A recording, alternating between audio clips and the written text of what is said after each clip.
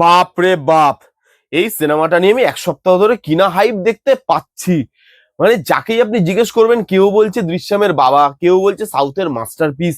আমি বললাম মালায়ালাম ইন্ডাস্ট্রি এমন কি বানিয়ে দিল ভাই।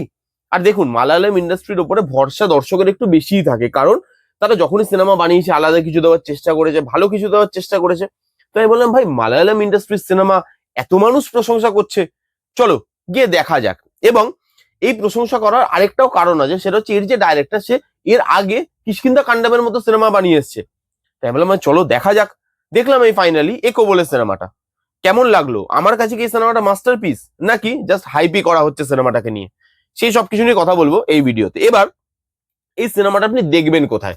কলকাতাতে একটাই হলে এসছে, নিউ টাউন মিরাজে একটাই শো পেয়েছে, সেটাও অরিজিনাল ল্যাঙ্গুয়েজে দেখতে হবে with English subtitle, Hindi dubbing available নেই। এবং যারা যারা ভাবছেন যে আমি হলে গিয়ে দেখবো না, তারা কোথা থেকে দেখবেন আপনারা জানেন, আমি জানি না। এইবার যদি এই সিনেমাটার গল্পটা আমি আপনাদেরকে আগে বলি, দেখুন থ্রিলার সিনেমা, খুব অল্প গল্প রিভিল করব, কারণ এই সিনেমাটা হাইপ আছে, মানুষের দেখার ইচ্ছা জাগছে, এবং আমি জানি পরবর্তীকালে অনেক মানুষ এই সিনেমাটা হলে গিয়ে দেখতে যাবে। তো তাদের মজাটা নষ্ট না করে, স্পয়লার না দিয়ে, জাস্ট অল্প একটু যদি গল্প বলি, এখানে একজন ডগ ট্রেনার আছে যে অনেকদিন ধরে মিসিং। তাকে অনেক লোক খুঁজতে আসছে, কিন্তু কে এই ডগ ট্রেনার, কেন তাকে এত লোক খুঁজতে আসছে, এবং তার সঙ্গে কি কি রহস্য লুকিয়ে আছে এত বছর ধরে, এই সব কিছু নিয়ে এই সিনেমাটা হতে চলেছে। এবার এই সিনেমাটা যদি পজিটিভ দিক নিয়ে কথা বলি, এই সিনেমাটাকে একটা প্রধান জিনিস যেটা না এই সিনেমাটাকে বাঁচিয়ে দিয়েছে, সেটা হচ্ছে এই সিনেমার ক্লাইম্যাক্স।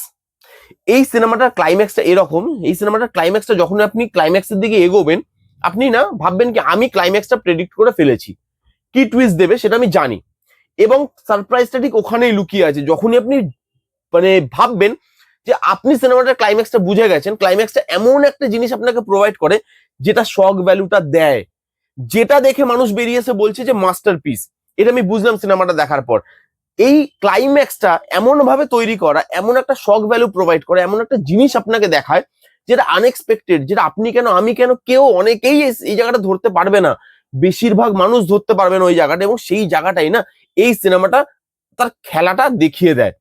এবং এই সিনেমাটাকে যদি আপনি ওভারঅল বিচার করেন, আপনি দেখবেন ওভারঅল সিনেমাটা, এই ক্লাইম্যাক্সটাকে আমি যদি বাদ দিই, সেটা একরকম সিনেমা, ক্লাইম্যাক্সের জন্য সিনেমাটা আলাদা লেভেলে চলে গেছে। কেন সেটা আমি আসছি পরবর্তীকালে, কিন্তু ক্লাইম্যাক্সটা দুর্দান্ত। এই সিনেমাতে আরেকটা ভালো দিক, এই সিনেমাতে যে যে ইস্যুগুলো নিয়ে কথা বলে, এখানে কুকুররা আছে, কুকুরদের কিছু ইস্যু নিয়ে কথা বলা হচ্ছে, যে জিনিসগুলো আপনাকে ইন্টারেস্ট গ্রো করায়।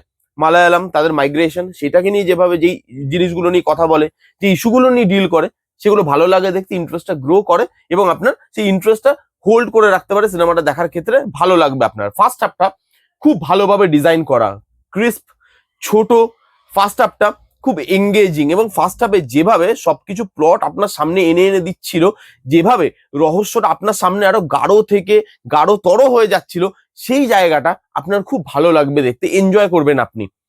এই সিনেমাতে পারফরমেন্সেস জাস্ট আউটস্ট্যান্ডিং, প্রত্যেকে প্রত্যেকে এত মাপা পারফর্ম করেছে, কোথাও পারফরমেন্সে না একটু বেশি না একটু কম, খুব ভালো।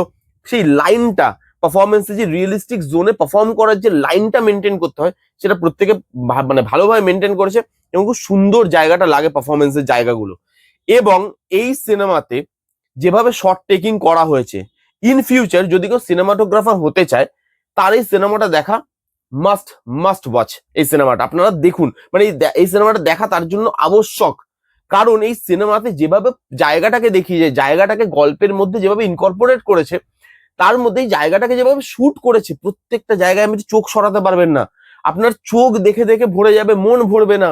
এরকম ধরনের জায়গা, এরকম ধরনের লোকেশন, এরকম ধরনের শর্ট টেকিং, ল্যাভিশ একটা প্রিমিয়াম ফিল দেয়, দেখে মনে হবে কোরিয়ান মুভি দেখছেন, এত সুন্দর লুক অ্যান্ড ফিল। এবং জায়গাটাকে যেভাবে ক্যাপচার করেছে সিনেমাটোগ্রাফি, দুর্দান্ত, জাস্ট দুর্দান্ত জায়গা, মানে আলাদা লেভেলে নিয়ে চলে গেছে সিনেমাটোগ্রাফি।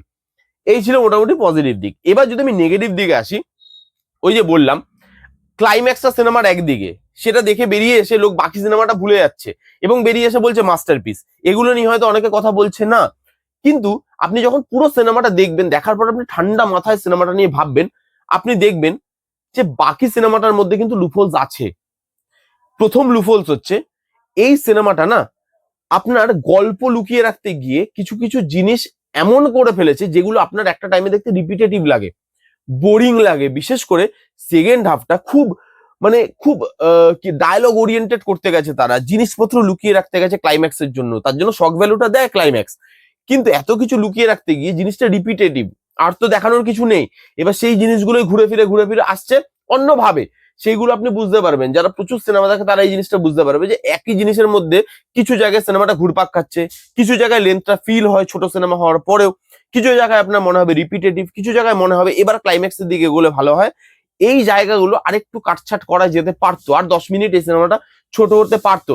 সে লুকিয়ে রাখতে গিয়ে, শক ভ্যালুটা প্রোভাইড করতে গিয়ে তারা না এই জায়গাগুলোতে সিনেমাটাকে একটু লেন্দি করে দিয়েছে, এবং এই লেন্দি করার জন্য ইমোশনটাও কোথাও গিয়ে ওয়ার্ক করে না।